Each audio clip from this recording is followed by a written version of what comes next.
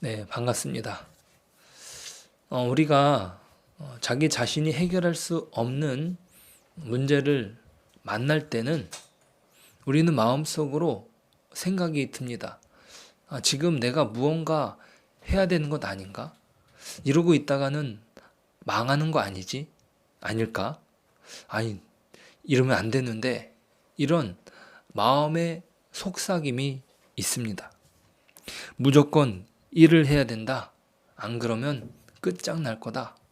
이렇게 말하는 거죠. 자, 그렇기 때문에 오늘 1절에서 자기 영혼에게 말하는 것이 필요합니다. 이스라엘 백성이 출애굽을 하고 그 애굽의 군대가 자신들에게 왔을 때 그들이 두려움에 떨고 있을 때 모세가 한 이야기가 있습니다. 그 말씀을 찾아보겠습니다.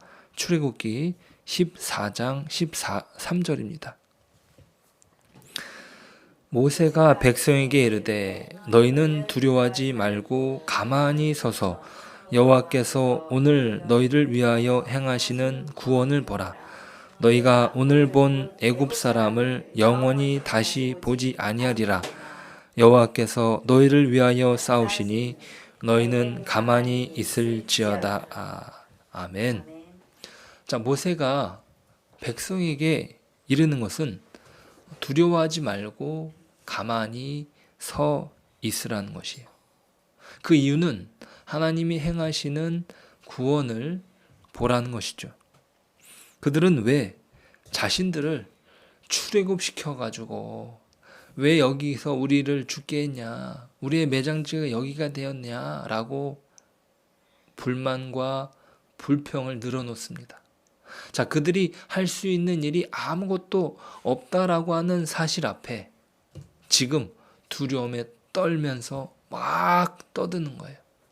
자, 그때 모세가 백성들에게 명령하는 것이죠. 가만히 서서 지켜보라. 자, 오늘 시편이 요청하는 것도 마찬가지입니다. 자기 자신에게 요청하는 것이죠. 잠잠하여 하나님만 바라라. 나의 구원이 그에게서 나오는 것이다. 오직 그만이 반석이시고 구원이시며 자신의 요새라는 사실을 바라보라 라는 것입니다. 그것이 잠잠이라는 부사가 알려주는 것이에요. 어떻게 보라고요? 잠잠히 보라는 것이죠. 오직 하나님을 향하여 내 심령이 잠잠히 바라보라고 말하는 것입니다. 여기에는 하나님만으로 충분하다는 전제가 깔려 있습니다. 하나님으로 충분하다. 자, 그러면 그 반대의 전제는 무엇입니까? 하나님으로는 충분하지 않다. 그러니까 무언가 다른 것들이 필요하다는 거예요.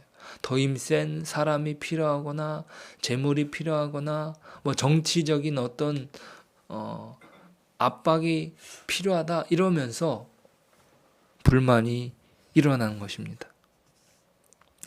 하지만 다윗은 자기 심령에게 이야기하는 것을 배웠습니다.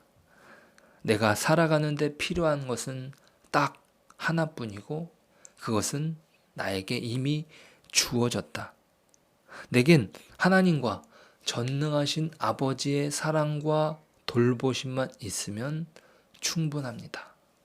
이렇게 고백하는 것입니다. 다른 모든 것들은 잠깐 있다가 사라질 뿐입니다. 라고 말하는 거죠. 4절에서 말하는 것처럼 그들이 그를 그의 높은 자리에서 떨어뜨리기만 꾀하고 거짓을 즐겨 하니 입으로는 축복이요 속으로는 저주로다. 네, 다른 것들은요 입으로는 축복이고 속으로는 저주라는 사실이에요. 자, 그것을 깨닫는 것이 내면 깊숙이 자리 잡고 있으면 어떤 일이 닥쳐도 절대로 크게 흔들리지 아니할 것이라고 말합니다. 그리고 하나님을 찬양하는 것이죠. 자, 5절에서 다윗은 1절의 말씀을 다시 붙잡습니다. 1절 말씀이 아니 5절 말씀 같이 한번 읽어볼까요? 나의 영혼아 잠잠히 하나님만 바라라. 무릇 나의 소망이 그로부터 나오는도다. 아멘. 자, 다윗은 자기 자신에게 명령합니다. 자, 1절은 자신의 상태를 말하는 거였다면 5절은 자기 자신에게 명령합니다. 다윗은 자기 영혼에게 하나님을 잠잠히 바라보라고 명령합니다. 아니, 왜 자기 자신에게 명령하는 것일까요? 바로 믿음의 싸움이 한두 번으로 끝나는 것이 아니기 때문입니다. 자, 이것은요, 한 번 싸움으로 끝나는 게 아니에요. 자, 진리를 가지고 마음을 빚는 싸움은 좀처럼 끝나지 않습니다. 어제 내가 믿음으로 반응을 했다면 오늘 마찬가지로 나도 하나님만 바라보는 믿음의 싸움을 해야 되는 것입니다. 원수의 공격을 받는 영역이 바로 이 마음인 것이죠. 자기 심령, 자기 영혼에게 명령하는 것입니다. 우리 영혼은요, 지속적으로 그 확신에 머무는 것이 어렵기 때문입니다. 그러니 우리는 명령하는 것이죠. 내 영혼아 잠잠히 하나님만 바라라. 같이 한번 명령해 볼까요? 내 영혼아 잠잠히 하나님만 바라라. 자, 5절 하반절에서는요, 구원이 소망으로 바뀐 것을 확인할 수 있습니다. 그죠? 나의 영혼아 잠잠히 하나님만 바라라. 무릇 나의 소망이 그로부터 나오는도다. 자, 1절에 나의 구원이 나의 소망으로 바뀐 것입니다. 자, 구원은 인내하면서 기다리는 것이고 이것은 바로 소망으로 표현되는 것이에요. 인내, 기다림. 칼빈은 이렇게 말합니다. 하나님을 기다리며 침묵하는 성도를 하나님은 결코 좌절하게 하지 않으신다. 하나님은 잠잠히 당신만을 기다리는 자에게 보상하신다. 자, 이것은 하나님만 바라는 영원히 믿는 신앙의 내용입니다. 우리의 신앙 가운데 인내라는 요소, 소망이라는 요소는 아주 중요한 것이죠. 자, 6절은 2절과 거의 흡사한데 작은 차이가 있습니다. 6절 같이 읽어보실까요? 오직 그만이 나의 반석이시오 나의 구원이시오 나의 요새이시니 내가 흔들리지 아니하리로다. 아멘. 자, 2절에서 다윗은 크게 흔들리지 아니한다라고 고백했었어요. 자, 그런데 6절에서는 크게라는 말을 찾을 수 없습니다. 자, 그러니까 다윗이 그 기도가 깊어지면서 하나님께 대한 확신도 커졌다. 자, 그러니까 2절에서 자기가 원수들에게 마음이 조금은 흔들렸습니다. 흔들렸죠. 자, 그렇지만 다윗이 깊어지는 기도 속에서 더 강한 확신에 이르게 된 것입니다. 그러므로 사랑하는 여러분, 우리가 지속적으로 기도하는 것이 얼마나 중요한가를 확인하셔야 됩니다.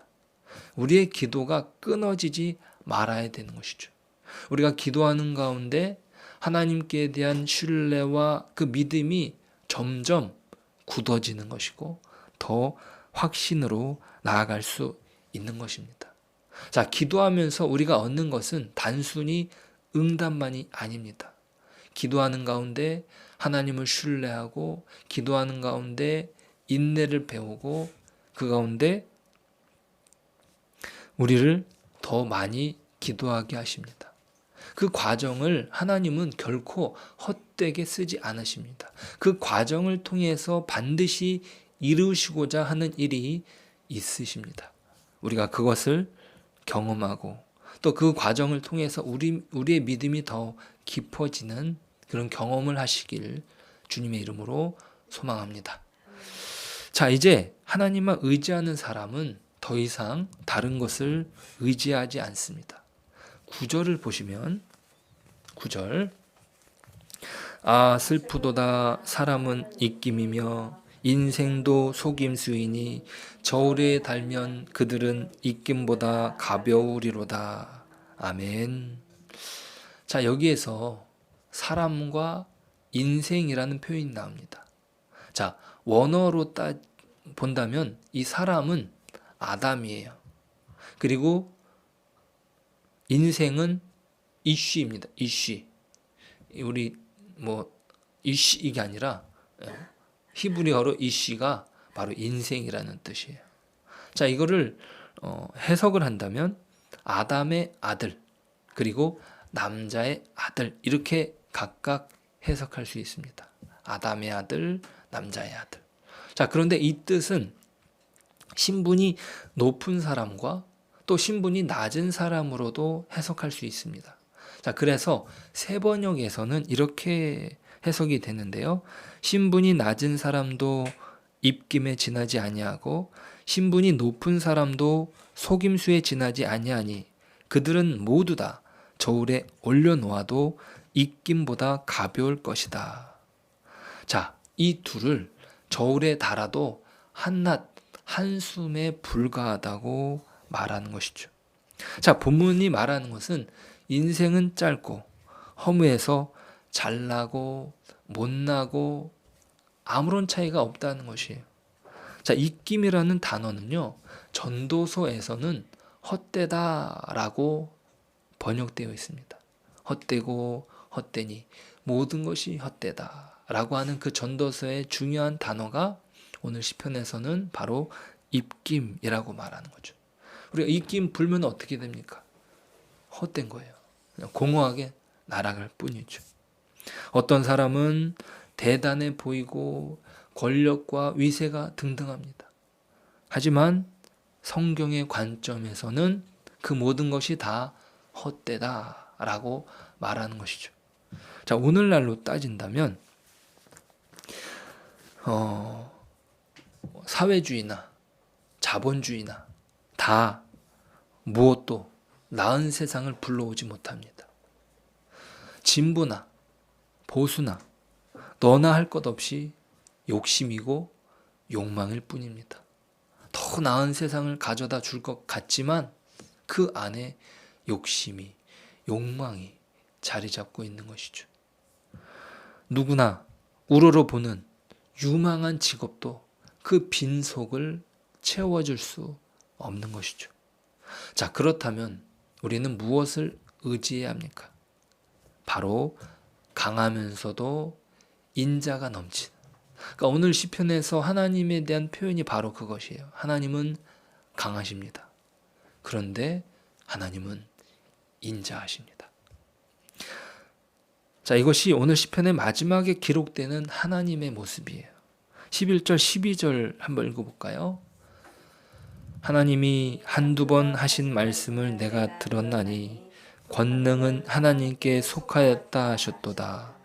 주여 인자함은 주께 속하오니 주께서 각 사람이 행한 대로 갚으심이니이다.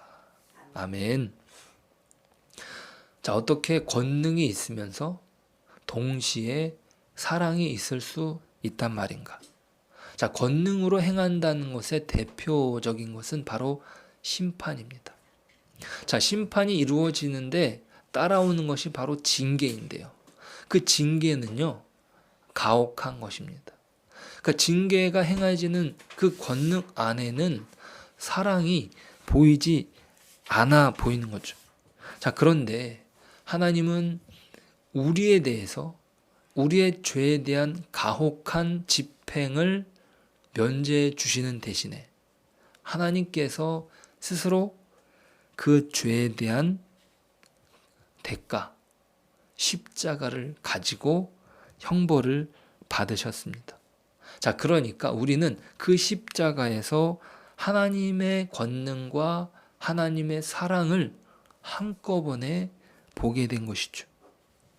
자, 그러면 우리는 어떠한 환경 속에서도 그분의 사랑과 공의에 대해서 의심을 품지 않게 되는 것이죠. 그 하나님은 그 십자가로 완전히 자신을 증명한 것입니다. 그 무엇도, 그 어떠한 것도 십자가만큼 하나님을 설명하는 것이 없는 것이죠. 자, 우리는 그 하나님께 온전히 의탁할 때에만 우리의 인생은 안전합니다. 그것으로 우리는 충분하다 고백하는 것입니다. 자, 그러한 고백이 우리의 삶을 풍성하게 할 것이고 또 우리의 영혼이 흔들리지 아니할 것입니다. 그러한 고백 위에서 우리의 삶이 하나님의 자녀로서 그것으로 누리는 그 복을 복되게 누리는 저와 여러분 되시길 주님의 이름으로 축복합니다. 기도하겠습니다. 하나님, 감사합니다. 우리가 하나님의 자녀라는 사실이 얼마나 복되고 얼마나 감사한 일인지 저희들이 잊지 않게 하여 주옵소서. 우리의 영혼에게 명령합니다. 내 영혼아 여호와를 찬양하라. 내 영혼아 여호와를 기뻐하라. 하나님, 우리가 잠잠히 여호와의 행하심을 바라보게 하여 주옵소서.